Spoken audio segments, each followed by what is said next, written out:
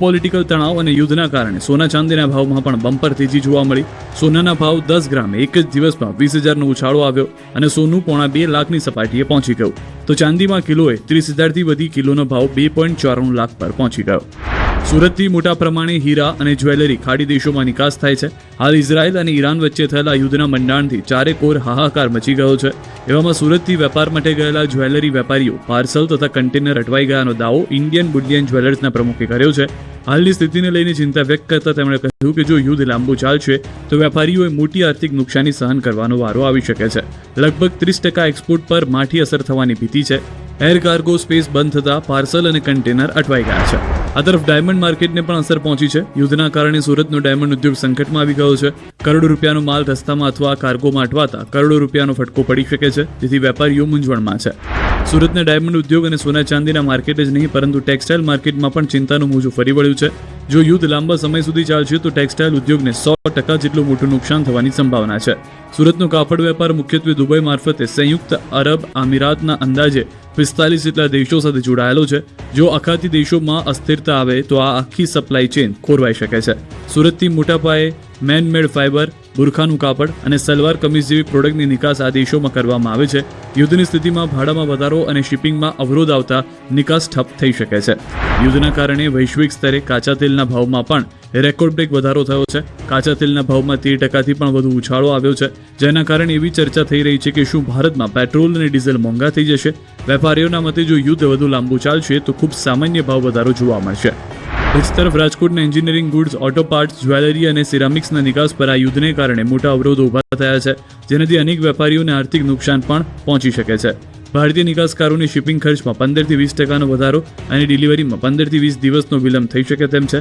આ અવરોધના કારણે ઓર્ડર કેન્સલેશન અને વધુ ઇન્સ્યોરન્સ પ્રીમિયમનો સામનો કરવો પડી શકે તેમ છે. રાજકોટ એન્જિનિયરિંગ એસોસિએશનના 1100થી વધુ ઉદ્યોગકારો તેમજ ખેત ઉત્પાદનના ઓજારો, ફોટોમોબાઇલ્સ, એગ્રીકલ્ચર પ્રોડક્શન એક્સપોર્ટ કરનારાઓને કરોડો રૂપિયાનો ફટકો પડી શકે છે.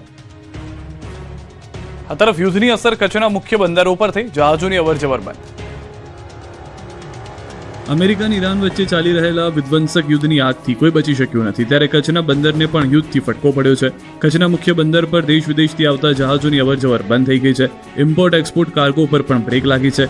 ક્રૂડ ઓઇલ, કેમિકલ્સ, કોલસા અને કન્ટેનર કાર્ગો પર સીધી અસર પડી છે, જેથી પોર્ટ આધારિત ઉદ્યોગો અને કસ્ટમ ક્લિયરિંગ એજન્ટોમાં પણ ચિંતાનો માહોલ છે, કેમ કે ડિલિવરીમાં વિલંબ અને ઓર્ડર કેન્સલ થવાની શક્યતા વધી છે. ટ્રાન્સપોર્ટર, ટ્રક ઓપરેટર અને લોજિસ્ટિક સેક્ટર પર તેની ગંભીર અસર પડશે. હજારો મજૂરો અને પોર્ટ સાથે જોડાયેલા કામદારોના રોજગાર પર પણ પ્રશ્નચિહ્ન ઊભો થઈ શકે છે. સ્થાનિક વેપારીઓ કેન્દ્ર સરકાર પાસે પરિસ્થિતિ પર નજર રાખી યોગ્ય રાહત પગલાં લેવા માંગ કરી છે. યુદ્ધના કારણે મહેસાણા અને વાપીના પરિવારજનો પણ દુબઈમાં ફસાતા પરિવારજનો ચિંતામાં. ખાડી દેશમાં યુદ્ધના કારણે લાખો ગુજરાતીઓ અબુધાબી, દુબઈમાં ફસાઈ ગયા છે, ત્યારે મહેસાણાના અનેક લોકો પણ દુબઈમાં ફસાયા છે. મહેસાણાના 3 વેપારીઓ પણ દુબઈ કામથી ગયા હતા. 25 ફેબ્રુઆરીના રોજ વેપારને લઈને દુબઈ ગયા હતા, પરંતુ યુદ્ધના કારણે હવાઈ સેવાને અસર પહોંચતા આ વેપારીઓ દુબઈથી વતન આવી શક્યા નથી. વિમાની સેવાઓ બંધ થતા હોટલમાં જ રોકાઈ જવું પડ્યું હતું, ત્યારે સાંસદ મયંક નાયક સહિત ભારત સરકારને સુરક્ષિત પરત લાવવા રજૂઆત કરી છે. બીજી તરફ વલસાડ જિલ્લામાંથી પણ માછીમારી કરવા અન્ય દેશમાં ગયેલા માછીમાર પરિવાર અત્યારે ચિંતિત છે. વલસાડના દરિયા કિનારે આવેલા કકવાડી ગામમાં ટંડેલ પરિવાર અત્યારે ચિંતામાં છે, કારણ કે આ પરિવારના મમ્મી ભીખાભાઈ ટંડેલ અત્યારે ઈરાનમાં છે. તેઓ ત્યાં અન્ય કંપનીમાં માછીમારી માટે ગયા. 2 દિવસથી તેમનો સંપર્ક ન થતા પરિવાર ચિંતામાં છે. હવે પરિવારજનો રાહ જોઈ રહ્યા છે કે તેમના સ્વજન વતન પરત ફરે. યુદ્ધ વધુ વિસ્ફોટક બનતા યુએઈના અબુધાબીમાં આવેલા હિન્દુ મંદિરને બંધ કરી દેવામાં આવ્યા છે. અબુધાબીનું BAPS મંદિર 9 માર્ચ સુધી બંધ રાખવાનો નિર્ણય લેવાયો છે. રાષ્ટ્રીય સુરક્ષા એડવાઇઝરીને પગલે મંદિરને બંધ રાખવાનો નિર્ણય લેવાયો છે. યુદ્ધની અસરે રાજકોટના ટૂર ઓપરેટરો ચિંતામાં. ટૂર પેકેજ કેન્સલ થાય તો 20 કરોડનું નુકસાન થઈ શકે છે. ઇઝરાયલ અને અમેરિકાએ ઈરાન વિરુદ્ધ છેડેલા યુદ્ધના કારણે આખી દુનિયા ટેન્શનમાં છે. ખાડી દેશોમાં કામ કરતા લોકો અને ખાડીના દેશમાં ફરવા ગયેલા ગુજરાતીઓ પણ અટવાઈ પડ્યા છે.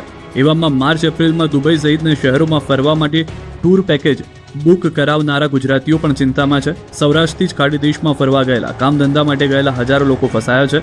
માર્ચ મહિનામાં 200થી વધુ લોકો દુબઈ જવાનો અંદાજ હતો.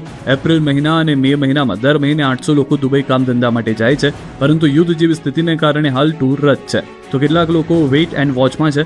સૌરાષ્ટ્ર ટ્રાવેલ એજન્ટ્સ એસોસિએશનના પ્રમુખ જયેશ કેસરિયાએ કહ્યું કે જો બધા પ્રવાસી પ્રવાસ રદ કરે તો 20 કરોડ સુધીની નુકસાની થઈ શકે છે. જો આવું થાય તો રાજકોટના 100 કરતાં વધુ ટૂર ઓપરેટરને ભારે નુકસાની વેઠવાનો વારો આવશે. મારે 22 માર્ચની મેં ટૂર બુક કરેલી હતી. અત્યારની પરિસ્થિતિ જોતા મુજબ અમે પ્લાન કેન્સલ કરવાનું વિચારી રહ્યા છીએ, કેમ કે અત્યારે ત્યાં યુદ્ધની પરિસ્થિતિ છે. આવા સમયમાં ત્યાં જવું એ બહુ ખતરનાક કહેવાય છે. વડોદરામાં બાઇક ચાલકનો આતંક તો અમદાવાદમાં કોંગ્રેસ નેતાએ સર્જ્યો અકસ્માત. રફતારના રાક્ષસના આતંકના દ્રશ્યો વડોદરાના છે, જેના દાંડિયા બજાર વિસ્તારમાં આવેલા લકડી પુલ પાસે બેફામ સ્પીડમાં જઈ રહેલી બાઇક સ્કૂટર પર રસ્તો ઓળંગી રહેલી 3 વિદ્યાર્થીનીઓને ટક્કર મારી, જેમાં એક વિદ્યાર્થીની ઋષિકા રાણા ગંભીર રીતે ઘાયલ થઈ, જેને સારવાર માટે સયાજી હોસ્પિટલમાં ખસેડાઈ છે. મહત્વનું છે કે એમએસની આ ત્રણેય વિદ્યાર્થીની ટ્યુશને જતી હતી ત્યારે દુર્ઘટના બની હતી.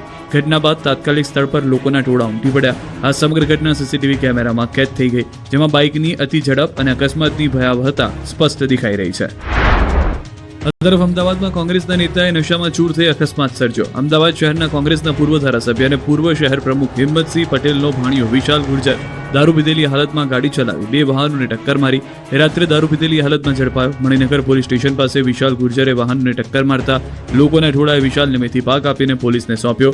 વિશાલ ગુર્જર યુથ કોંગ્રેસનો શહેર પ્રમુખ પણ રહી ચૂક્યો છે, જે ડિવિઝન ટ્રાફિક પોલીસે ગુનો નોંધી આરોપીની ધરપકડ કરી છે. અકસ્માત કરનાર કારમાં બ્લેક ફિલ્મ લાગેલી હતી. એટલું જ નહીં, કારમાં આગળની તરફ NSUIની પ્લેટ પણ લાગેલી હતી. સુરતમાં SMCના ડમ્પરે કહેર મચાવ્યો. ઉધના વિનાયક નગર પાસે માથેલા સાંડની માફક આવતા ડમ્પર ચાલકે મોપેડ